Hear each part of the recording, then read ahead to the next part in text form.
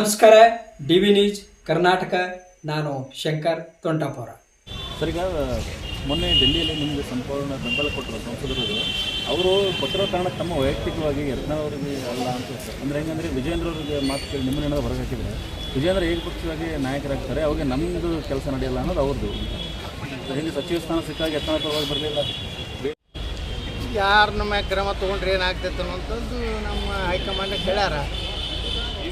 ಯತ್ನಾಳ್ ಹೊರಗೆ ಹಾಕೋದ್ರಿಂದ ಏನಾಗ್ತದೆ, ತೊಗೊಂಡ್ರೆ ಏನಾಗ್ತದೆ ಅನ್ನೋದು ಅವರೆಲ್ಲ ಅನುಭವಿ ಸಂಸದರು ಅದಾರ ರೀ. 3, 4, 5 ಬಾರಿ ಸಂಸದರಾದವರು ಅದಾರ. ಕರ್ನಾಟಕದಲ್ಲಿ ಲೋಕಸಭೆಯಲ್ಲಿ ಎಲ್ಲ ಲೋಕಸಭೆಯಲ್ಲಿ ಪ್ರಚಾರ ಮಾಡಿದ್ವಿ, ವಿಧಾನಸಭೆಯಲ್ಲಿ ಪ್ರಚಾರ ಮಾಡಿದ್ವಿ. ಮತ್ತು ಅವ್ರಿಗೆ ಗುರ್ತದೆ ಯತ್ನಾಳ್ ಅವರು ಈ ಬಗ್ಗೆ ಜನರ ಪ್ರೀತಿ ಐತಿ. ಆ ದೃಷ್ಟಿಯಿಂದ ಲೋಕಸಭಾ ಸದಸ್ಯರು ನನ್ನ ಮ್ಯಾಗೂ ವಿಶೇಷ ಪ್ರೀತಿ ಇದೆ. ಅದಕ್ಕೆ ಅವರು ಅಲ್ಲಿ ಅಭಿಪ್ರಾಯ ವ್ಯಕ್ತಪಡಿಸಿರ್ಬೋದು. ಎರಡನೇ ಹಂತದ್ದು ನಾವು ಬಳ್ಳಾರಿ ಮತ್ತು ಹೊಸಪೇಟೆ ಹೋಗ್ತಾ ಇದ್ವಿ, ವಿಜಯನಗರ ಹೋಗ್ತಾ ಇದ್ವಿ. ಮುಂದೆ ಹಂತವಾಗಿ ಇದು ಅಧಿವೇಶನ ಮುಗಿದ ಮೇಲೆ ಹಂತವಾಗಿ ಒಟ್ಟಾರೆ ಈ ದೇಶದಲ್ಲಿ ಒಂದು 2-3 ಕಾನೂನುಗಳು ಭಾಳ ಅವಶ್ಯಕ. ಒಂದು ಸಂಪೂರ್ಣ ವಕಫ್ ರದ್ದಾಗಬೇಕು. ಈಗಾಗಲೇ ಪ್ರಧಾನಮಂತ್ರಿಗಳು 1 ನೇಷನ್ 1 ಎಲೆಕ್ಷನ್ ಈಗಾಗಲೇ ಒಂದು ಚುನಾವಣೆ ಅಥವಾ ಈಗಾಗಲೇ ಅವರು ಇದರಲ್ಲಿ ಪಾರ್ಲಿಮೆಂಟಿಗೆ ತರಲಾಕತ್ತಾರ. ಇನ್ನೊಂದು ಸಮಾನ ನಾಗರಿಕ ಸಂಹಿತೆ, ಎಲ್ಲರಿಗೂ ಒಂದೇ ಕಾನೂನು.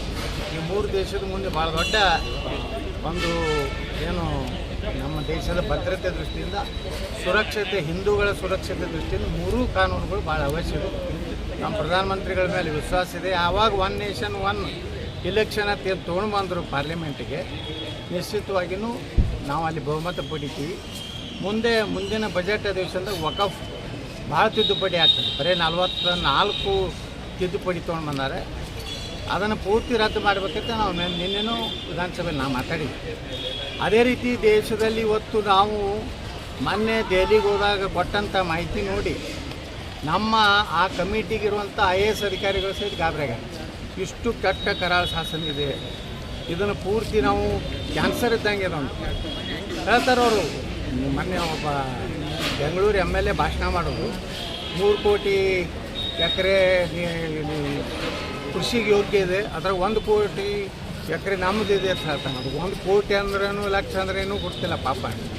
ಈಗ ಜಮೀರ್ ಅಹ್ಮದ್ ಹೇಳೋದು ನಾವು ಯಾವುದೇ ಇದನ್ನು ಮುಟ್ಟುವುದಿಲ್ಲ ಅಂತ. ಆದರೆ ಇವ್ರ ಕೈಯಾಗಿಲ್ಲ. ಈಗಾಗಲೇ ಅಲ್ಲಿ ಸಾಕಷ್ಟು ವಿವರವಾಗಿ ನಾನು ಅಸೆಂಬ್ಲಿಯಲ್ಲಿ ಮಾತಾಡಿದ್ದೀನಿ. ಇವ್ರ ಕೈಯಾಗ ಏನೂ ಇಲ್ಲ.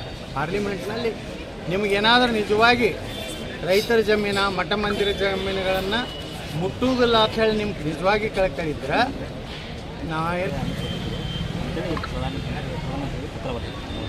ಏನು ಬರ್ತಾರೆ ಪತ್ರ CBI ಕೊಡೋದು. CBI ಅಂದರೆ CBI ED ಕೇಂದ್ರ ಸರ್ಕಾರ ಹೇಳ್ದಂಗೆ ಕೇಳ್ತದೆ, ಅವರೇ ಒಬ್ಬಿ ಹಾಕ್ತಾರೆ. ಮತ್ತು ಈಗ ಒಮ್ಮಿಂದೊಮ್ಮೆ ಇವರು ಇದನ್ನು CBI ಕೊಡೋದು ಪ್ರಧಾನಮಂತ್ರಿಗಳು ಪತ್ರ ಬರ್ತಾರೆ. ಮುಖ್ಯಮಂತ್ರಿಗೆ ತಮ್ಮ ಅಧಿಕಾರಿ ಇದೆಯಲ್ಲ, ಅವರೇ CBI ಕದು ಬರೀಲಿ, ಕ್ಯಾಬಿನೆಟ್ನಾಗ ನಿರ್ಣಯ ಮಾಡಲಿ. ಇದು 150 ಕೋಟಿ ರೂಪಾಯಿದು ಹಗರಣ ಹಿಂಗಾಗ್ಯದ, ಅದಕ್ಕೆ CBI ಕೊಡ್ಬೇಕಂತ ಇವ್ರ ರಿಕಮೆಂಡೇಷನ್ ಆದ್ರೂ CBIದವ್ರು ಬರ್ತಾರೆ. ರಾಜ್ಯಪಾಲರಿಗಾರೆ ಬರೀರಿ. ನೀವು ಪ್ರಧಾನಮಂತ್ರಿಗಳು ಬರ್ತೀರ ಅಂದ್ರೆ ಉದ್ದೇಶ ನೀವು CBI ಕೊಡಿಸ್ಬೇಕತ್ತಿಲ್ಲ.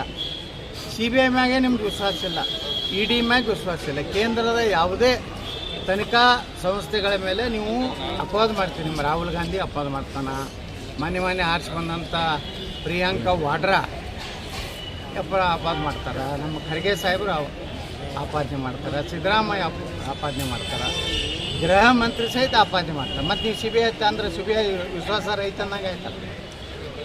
ಹಿಡಿದು CBIನ BJP ಕೈಗೊಂಬೈತಿದ್ವಿ ಅಂದ್ರೆ ಇವ್ರಿಗೆ 150 ಕೋಟಿದು ಏನು ದಾಖಲೆ ಅದಾವು CBI ಕೊಡಲಿ, ತನಿಖೆ ಮಾಡಿ. ನಾವೇನು ಬೇಡ ಅನ್ನೋದು. ನೀವು ಏನೇನು ಭ್ರಷ್ಟಾಚಾರ ಮಾಡ್ಯಾರತ್ತ ನಿಮ್ಮ ತಲೆಯಾಗೈತಿ BJPಯವರು, ಅದೆಲ್ಲ ತನಿಖೆ ಮಾಡಿ.